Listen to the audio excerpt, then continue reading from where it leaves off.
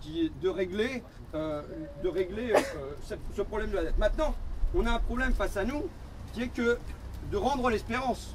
Comment combattre le fatalisme qu'ils instillent en permanence dans nos esprits? Alors là, j'en ai quelques extraits.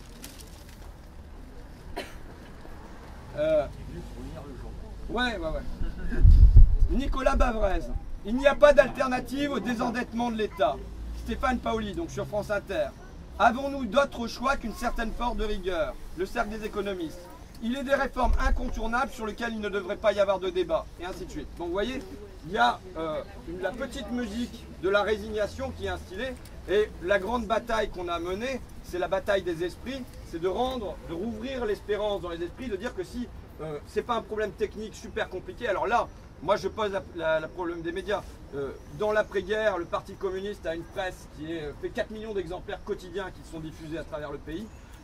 C'est-à-dire à travers l'humanité évidemment, mais aussi à travers les journaux régionaux. Je ne dis pas que le PC soit le modèle, mais il faut voir le briquet de broc. Nous on va en Fakir, bon il y a Place au Peuple qui existe, mais tout ça ce sont quand même des médias alternatifs de briquet de broc. L'humanité n'est pas super bien portante, on n'a pas de grands médias audiovisuels. Moi je pose la question au Front de gauche et à la CGT, qui me paraissent ces deux organisations un peu de masse à gauche dans ce pays. Je pense qu'il y a la nécessité par exemple d'avoir une télévision, parce que le média populaire aujourd'hui c'est la télévision. Il me semble qu'il y a la nécessité d'avoir une télévision. Alors après l'autre question c'est quand on est militant, comment on fait pour faire de la télé ou un journal pas chiant, vous voyez? Et ça c'est un vaste problème. Mais alors, ceci dit, je tiens à signaler quand même que malgré la faiblesse de nos médias, et elle est réelle, et ça me semble un problème, mais nos idées progressent. Bon, moi j'ai sorti un bouquin qui s'appelait La guerre des classes il y a quelques années.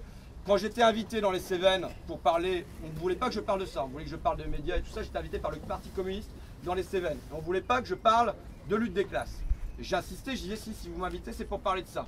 Et quand je suis arrivé, le titre qui était donné au débat, c'était « La lutte des classes a-t-elle encore vraiment un sens aujourd'hui ?» Vous voyez, une version quand même très euphémisée de ma thèse. C'est pour dire simplement, alors j'entends qu'on rit, et tant mieux.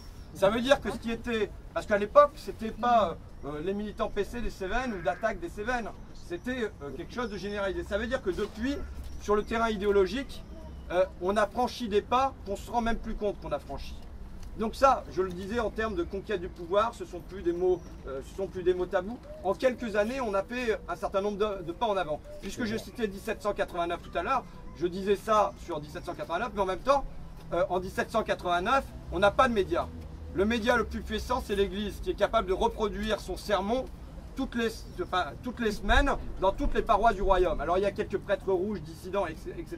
Mais enfin, en gros, le gros média, c'est l'Église. Et malgré tout, la prise de la Bastille se produit et un certain nombre d'événements. Donc ça veut dire qu'il y a un problème pour moi au niveau des médias. Il faut qu'on continue à faire notre travail, mais ça ne veut pas dire que ça bloque toute la machine. Ensuite, la question qui, moi, l'autre question, la dernière question que j'aborderai ce soir en tout cas, qui me paraît problématique, c'est avec qui? C'est-à-dire, quelles sont les forces sociales? Ok, on a des grands projets de transformation sociale, on a le programme du Front de gauche, on a des tas de trucs, mais quelles sont les forces sociales qui sont capables de porter ça? Alors je souhaitais intervenir là-dessus, et Leïla m'a dit qu'il fallait que je fasse plus large, donc voilà. Moi j'entends ça quand je vais dans des débats. Je vais boire un coup, c'est ma dernière partie, je vais boire un coup, j'ai mérité.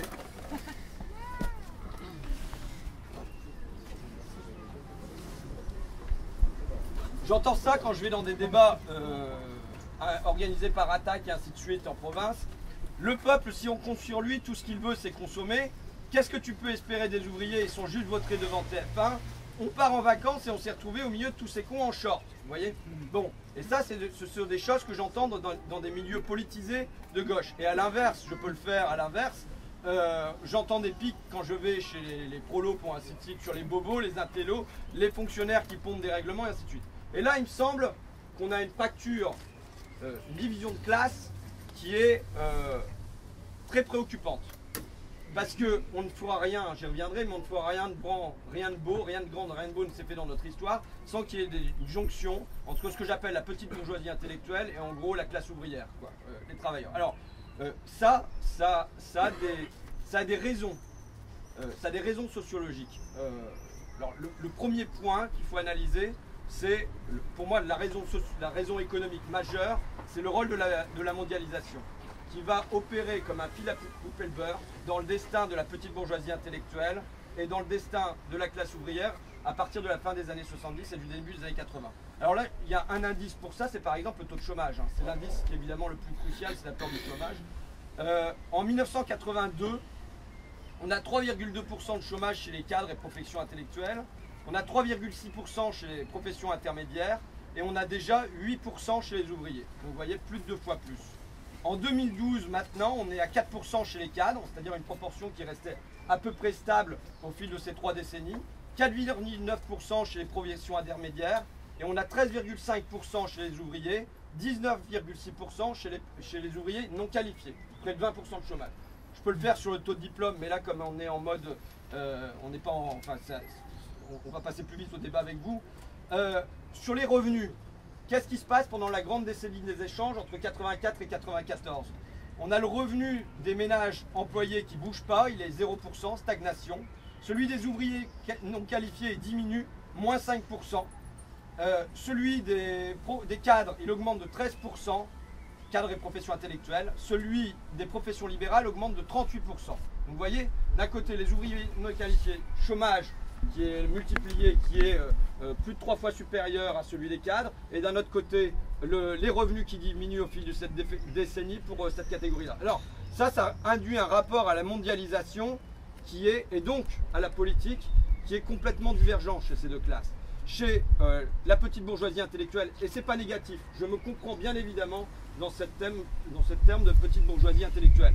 Elle demeure grosso modo adhérente à la gauche du Parti socialiste, qui ne dit pas que la mondialisation est heureuse, mais enfin, on va s'y adapter, quoi. C'est ce que Emmanuel Todd appelle le passivisme.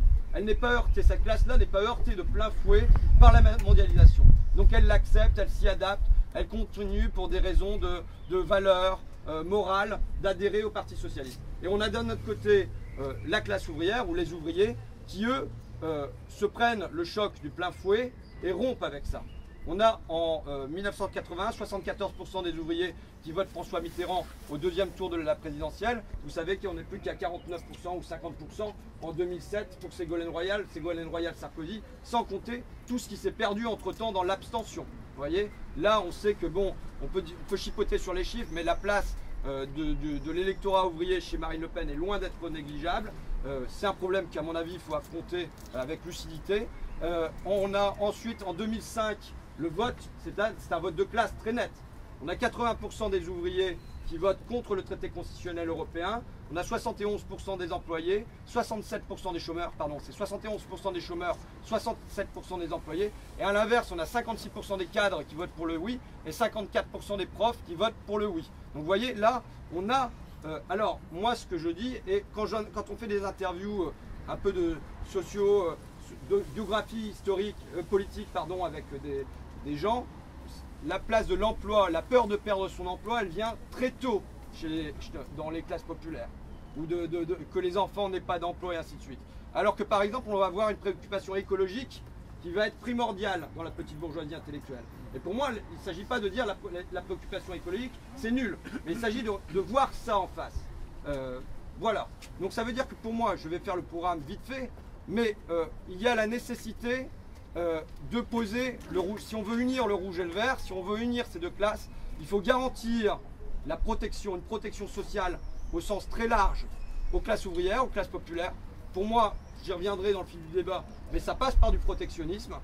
Il faut garantir ça, il faut garantir ce socle, cette sécurité, si on veut pouvoir poser des pierres vertes, si on peut pouvoir bâtir en vert. Parce que sinon, si on dit on va faire de l'écologie, c'est vécu par les classes populaires comme étant simplement une nouvelle menace.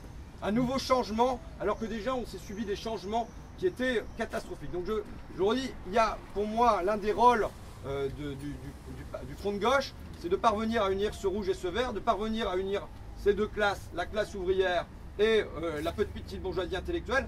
Et ce travail, il est en voie d'être fait, il n'est pas fait, mais ça me semble un point relativement préoccupant. Alors je disais, pour moi, c'est la seule chance parce que 1789, j'ai dit, c'est l'alliance de la bourgeoisie et d'une fraction des classes populaires en tension permanente entre 1789 et 1793. voire 1795. C'est 6 années de tension permanente entre ces classes.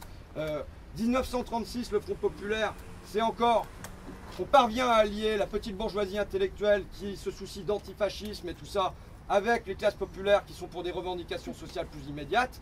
Mais 68, c'est aussi parvenir à joindre ces deux classes. Et je pense qu'on fera rien de bien, rien de grand si on ne parvient pas à unir ces deux classes. Alors pour conclure, simplement, la voie, qu'est-ce qu'il faut faire?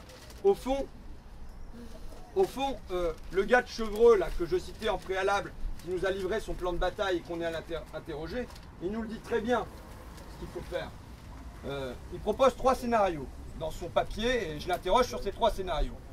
Mais dans tous les cas, c'est la finance qui l'emporte, vous voyez. Donc moi, je propose un 4e scénario. L'irruption du peuple sur la scène de l'histoire. Il faut savoir que cette interview se déroule le 19 mars. Le 18 mars, il y a eu la prise de la Bastille. Et dans le fil de son entretien, déjà, il avait dit, vous avez vu, hier, il y a des choses qui changent. Il s'était montré inquiet. On n'a pas fait grand-chose. Je veux dire, on était nombreux, certes, c'est très bien. Mais on n'a pas fait tant de choses que ça. Et déjà, ça avait franchi les murs de Chevreux. Il n'est pas autiste, le gars. Il écoute ce qui se passe dans la société française. Il voit bien ce qui peut bouger. Il avait reçu un message la veille. Il avait peur que Mélenchon il soit plus haut que ce qu'il n'a finalement été pour des raisons dont on peut discuter ensuite. Mais là, je lui dis, voilà, je propose un 4e cas, l'éruption du peuple sur la scène de l'histoire. Alors il me dit, la prise de la Bastille numéro 2. Je lui dis, oui, tout à fait. Bon, hier, il y avait 120 000 personnes. Si, comme en 1936, on avait une élection qui était suivie de mouvements de masse, de manifestations, de grèves. Là, il me dit, qu'est-ce qui se passerait, avec ce ton un peu inquiet? Là, je crois que ce serait le gros coup d'angoisse. Parce que si, lorsque les Grecs manifestent, on sent déjà l'Europe sur le point d'exploser, je vous laisse imaginer pour la France.